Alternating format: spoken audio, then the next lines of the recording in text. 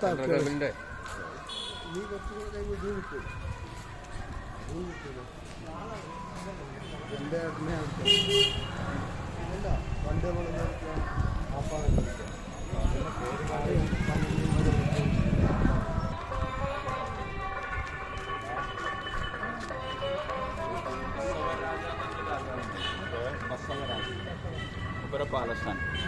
ബസവരാജ ഒരു പള്ളി ഉണ്ടാക്കിയിട്ടുണ്ട്, അമ്പലം ഉണ്ടാക്കിയിട്ടുണ്ട്.